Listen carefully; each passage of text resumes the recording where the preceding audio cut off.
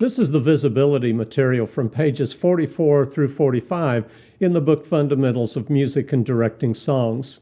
Let me begin by asking you, how many people should be able to see the song leader? I know some leaders who don't use their hands to direct, and then the question really becomes, why does anyone need to see them at all? But if you don't use your hand to direct, I hope you'll give some thought to doing so. I'll show you how, and you can work on putting it into practice. But if we're trying to show the congregation what we want to happen in a song, then how many really need to see? Obviously, we should want everyone to see the message we're trying to convey. And as we present the tempo or the beat to the congregation, we should never act like what we are presenting is secondary or less important. No one will take it seriously, and I contend that they won't take us seriously either. We need to learn two things in this video. First is visibility, and the second should come as a result of that, and that is confidence. We want a congregation to use the tempo that we are beating out with our hand. They won't if they can't see it, or they can't figure out what we're doing, or they don't have confidence that we're confident. We've already been working on our voices to make them the best that we can. And if you've missed that, I'll put a link right up here to the beginning of the singing section of this video series. There's also a section on music in general, and I'll put another link up here so that you can learn more about the music that we use in our hymn books.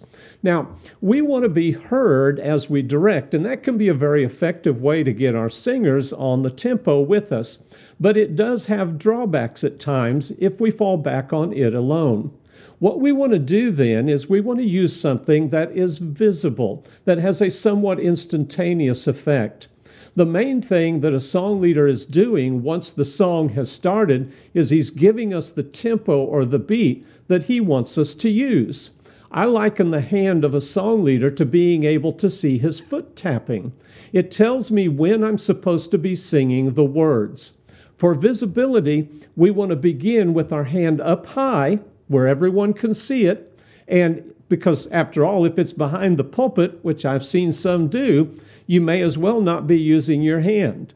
It's also of great advantage to stand up higher when possible. Some song leaders want to stand down close to the congregation, and they say that it's because everyone can hear better. I understand that, but that isn't necessarily true. The sound will get to the back much faster if picked up by the microphone. And if that's too strong, you can stand a little bit to the side of the microphone. The greatest visibility that we have with our hand is to use an open palm position. It becomes what R.J. Stevens used to call a target. It's much easier to see. It also presents a confidence in what you're telling the audience or the congregation, that you're serious about it being done this way. I call this the commanding presence. It isn't a suggestion. It says, this is the tempo we will use. This says, I am in charge. So keep your hand open and do so through the entire movement of the beat pattern. Don't let your hand fall, creating a waving action. When you get to the bottom of the beat, we just see the end of your fingers. And look at that. You just lost 80% of your visibility. To solve this, we keep the palm open to the congregation, and this is best done by moving from the shoulder. And so when we use the shoulder far more than the elbow, we're using larger muscles, we have more stamina. If the wrist begins to get tired or the back of your hand begins to feel strained, then it's likely that you're either holding your hand out too far in order to do this. Perhaps you're moving your arm too much from your elbow. Use your shoulder, keep your hand in here close, and you won't have any fatigue problem if you're doing it right. Now, another aspect of visibility involves the end of motion in a beat pattern.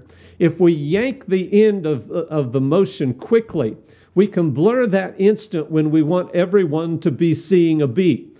We can't stop the hand with that force behind it because of the centrifugal force, and it ends up pushing out. And as it pushes out, we blur the time. Is the beat here, here, or here? We're just coming around here and yanking it, and this is usually an effort to get the congregation to catch up with us.